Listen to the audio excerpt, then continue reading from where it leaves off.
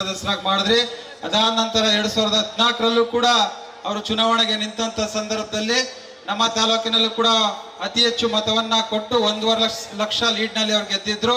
ಅದಾದ ನಂತರ 2019 ಚುನಾವಣೆಯಲ್ಲೂ ಕೂಡ ನಾವು 4,500 ಮತದ ಅಂತರದಿಂದ ನಾವು ಅವ್ರನ್ನ ಹಿಡಿದನಕೋಟೆ ತಾಲೂಕಿನ ಜನತೆ ಆಶೀರ್ವಾದವನ್ನ ನಾವು ಮಾಡಿದ್ವಿ.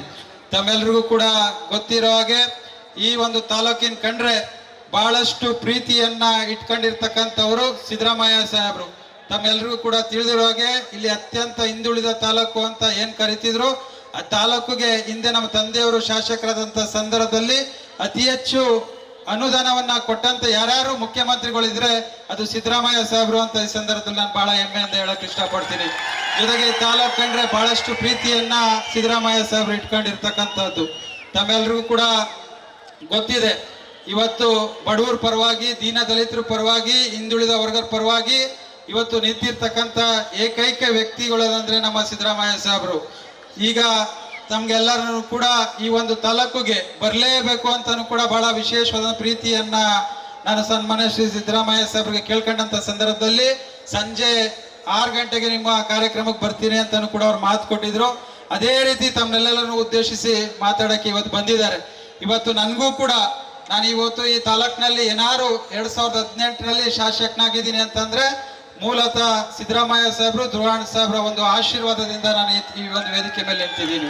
ತಮ್ಮೆಲ್ಲರೂ ಕೂಡ ತಿಳಿದಿರೋ ಹಾಗೆ ಇವತ್ತು ಬಡವರ ಪರವಾಗಿ ಇವತ್ತು ತಮ್ಮೆಲ್ಲರಿಗೂ ಕೂಡ ಸಾಕಷ್ಟು ಭಾಗ್ಯಗಳನ್ನ ಸಿದ್ದರಾಮಯ್ಯ ಸಾಹೇಬ್ರು ಕೊಟ್ಟಿದ್ದಾರೆ.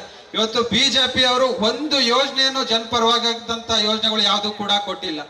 ಇವತ್ತು ತಮ್ಮೆಲ್ಲರಿಗೂ ಕೂಡ ಗೊತ್ತಿರೋ ಹಾಗೆ ಉಳುವವನೇ ಭೂಮಿಯ ಒಡೆಯವ್ರು ಮಾಡಿದವ್ರು ಯಾರು? ಮನೆ ಕೊಟ್ಟವ್ರು ಯಾರು? ಸಂದೇಶ ಸುರಕ್ಷೆ ಯೋಜನೆ ಕೊಟ್ಟವ್ರು ಯಾರು? ಇವತ್ತು ಅನ್ನ ಭಾಗ್ಯ ಕೊಟ್ಟವ್ರು ಯಾರು? ಇವತ್ತು ಗೃಹಲಕ್ಷ್ಮಿ ಯೋಜನೆ ಮಾಡಿದವ್ರು ಯಾರು? ಇವತ್ತು ಗೃಹ ಜ್ಯೋತಿ ಯೋಜನೆ ಮಾಡಿದವ್ರು ಯಾರು?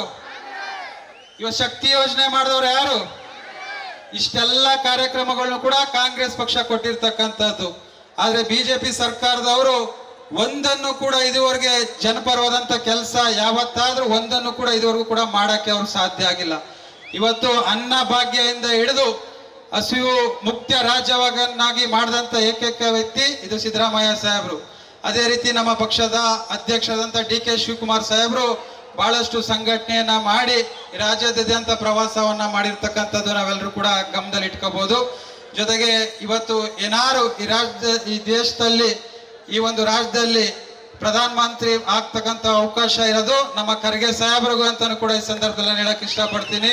ತಾವೆಲ್ಲರೂ ಸೇರಿ ನಮ್ಮ ತಾಲೂಕಿನಿಂದ ನಮ್ಮ ಕಾಂಗ್ರೆಸ್ ಪಕ್ಷದ ಅಭ್ಯರ್ಥಿಗೆ ತಾವು ಹೆಚ್ಚಿನ ರೀತಿ ಮತವನ್ನ ಕೊಡಬೇಕು ಅಂತ ಈ ಸಂದರ್ಭದಲ್ಲಿ ನಾವು ಮನವಿಯನ್ನ ಈ ಸಂದರ್ಭದಲ್ಲಿ ನಾನು ಹೇಳಕ್ ಇಷ್ಟಪಡ್ತೀನಿ. ತಾವೆಲ್ಲರೂ ಕೂಡ ಜ್ಞಾಪನದಲ್ಲಿ ಇಟ್ಕೋಬೇಕು, ತಾವೆಲ್ಲರೂ ಕೂಡ ಮನಸ್ಸಲ್ಲಿ ಇಟ್ಕೋಬೇಕು. ಕಳೆದ ಬಾರಿ ಚುನಾವಣೆಯಲ್ಲಿ ನಮ್ಗೆ ಸ್ವಲ್ಪ ವ್ಯತ್ಯಾಸಗಳಾಯ್ತು ಲೋಕಸಭಾ ಚುನಾವಣೆಯಲ್ಲಿ. ಆದ್ರಿಂದ ಈ ಒಂದು ಚುನಾವಣೆಯಲ್ಲಿ ನಾವು ಅತಿ ಹೆಚ್ಚು ಮತವನ್ನ ಕೊಟ್ಟು ನಮ್ಮ ಪಕ್ಷದ ಅಭ್ಯರ್ಥಿಗನ್ನ ಲೋಕಸಭಾ ಅಭ್ಯರ್ಥಿಗೆ ನಾವೆಲ್ಲರೂ ಸೇರಿ ಅತಿ ಹೆಚ್ಚು ಮತವನ್ನ ಕೊಡೋಣ ಅಂತ ಈ ಸಂದರ್ಭದಲ್ಲಿ ನಾನು ಮನವಿಯನ್ನ ಮಾಡ್ತೀನಿ. ಮಾನ್ಯ ಮುಖ್ಯಮಂತ್ರಿ ಸಿದ್ದರಾಮಯ್ಯ ಸಾಹೇಬ್ರಿಗೆ ಈ ಸಂದರ್ಭದಲ್ಲಿ ನಾನು ಮನವಿ ಮಾಡಕ್ ಇಷ್ಟಪಡ್ತೀನಿ. ಸರ್, ನಮ್ಮ ತಾಲೂಕು ಅತ್ಯಂತ ಹಿಂದುಳಿದ ತಾಲೂಕು. ತಾವು ದಯಮಾಡಿ ಈ ತಾಲೂಕಿನ ಜನತೆ ನಿಮ್ಮ ಮೇಲೆ ನಂಬಿಕೆಯನ್ನ ಇಟ್ಕೊಂಡಿದ್ದಾರೆ. ನನಗೆ ಅಷ್ಟೇ ನಿಮ್ಮ ಮೇಲೆ ಇರ್ತಕ್ಕಂಥ ನಂಬಿಕೆ ಮೇಲೆ ನನಗೆ ಆಶೀರ್ವಾದವನ್ನ ಮಾಡಿ ಕಳಿಸ್ಕೊಟ್ಟಿದ್ದಾರೆ. ಈ ತಾಲೂಕಿನ ಜನತೆಗೆ ನನಗೆ ತಾವು ಜಂಗಲ್ ಲಾಡ್ಜ್ನ ಅಧ್ಯಕ್ಷರಾಗಿ ತಾವು ಮಾಡಿದಿರಿ. ಆ ಅಧ್ಯಕ್ಷ ಸ್ಥಾನ ತಮ್ಮ ಒಂದು ಆಶೀರ್ವಾದದಿಂದ ಆಗಿದೆ. ಅಧ್ಯಕ್ಷ ಸ್ಥಾನ ಬದಲಾಗಿ ನನಗೆ ಅಭಿವೃದ್ಧಿಗೆ ಹೆಚ್ಚಿನ ರೀತಿ ಅನುದಾನವನ್ನ ಕೊಡಬೇಕು ಅಂತ ಈ ಸಂದರ್ಭದಲ್ಲಿ ತಮಗೆ ನಾನು ಮನವಿ ಮಾಡ್ತೀನಿ. ಈ ತಾಲೂಕಿನಲ್ಲಿ ನಾವು ಮನೆಗಳನ್ನ ಬೇಡಿಕೆಯನ್ನ ಇಟ್ಟಿದ್ದೀನಿ, ಜೊತೆಗೆ ರಸ್ತೆಗಳ ಬೇಡಿಕೆಯನ್ನ ಇಟ್ಟಿದ್ದೀನಿ. ರೈತರಿಗೆ ಕುಡಿಯೋ ನೀರಿನ ಅನುಕೂಲವಾಗಿ ತಮಗೆ ನಾನು ಮನವಿಯನ್ನ ಮಾಡಿದ್ದೀನಿ. ತಾವೆಲ್ಲರೂ ಕೂಡ ಅನುದಾನಗಳನ್ನ ಹೆಚ್ಚಿನ ರೀತಿ ಹಿಂದುಳಿದ ತಾಲೂಕಿಗೆ ಅಭಿವೃದ್ಧಿಗೆ ನನ್ಗೆ ಆಶೀರ್ವಾದವನ್ನ ಮಾಡಬೇಕು ಅಂತ ತಮಗೆ ಕೈ ಮುಗಿದು ನಾನು ಮನವಿಯನ್ನ ಈ ಸಂದರ್ಭದಲ್ಲಿ ತಮಗೆ ಮಾಡಿ, ಈ ಒಂದು ಸಂದರ್ಭದಲ್ಲಿ ನನಗೆ ನಂಬಿಕೆ ಇದೆ, ಭರವಸೆ ಇದೆ. ನಮ್ಮ ತಾಲೂಕಿನಲ್ಲಿ ಕಾಂಗ್ರೆಸ್ ಪಕ್ಷಕ್ಕೆ 1 ಲಕ್ಷಕ್ಕಿಂತ ಹೆಚ್ಚಿನ ರೀತಿ ಮತವನ್ನ ಕೊಡ್ತೀವಿ ಅಂತ ಈ ಸಂದರ್ಭದಲ್ಲಿ ತಮಗೆ ನಾನು ಮಾತು ಕೊಡೋಕೆ ನಾನು ಇಷ್ಟಪಡ್ತೀನಿ.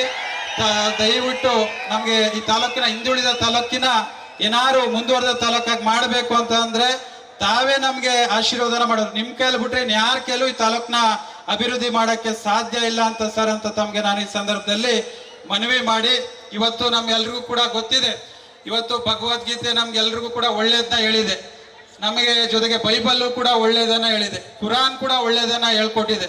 ಆದ್ರೆ ನಮ್ಗೆ ಹಕ್ಕೊಟ್ಟಂತ ಯಾವ್ದಾದ್ರು ಒಂದು ಗೀತೆ ಇದೆ, ಅದು ನಮ್ಮ ಭಾರತದ ಸಂವಿಧಾನ ಅಂತ ಈ ಸಂದರ್ಭದಲ್ಲಿ ಹೇಳಕ್ ಇಷ್ಟಪಡ್ತೀನಿ.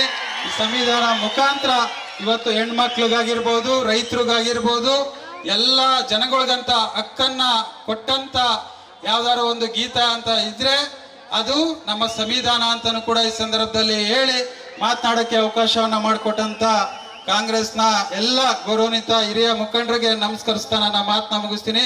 ಜೈ ಹಿಂದ್, ಜೈ ಕರ್ನಾಟಕ, ಜೈ ಕಾಂಗ್ರೆಸ್.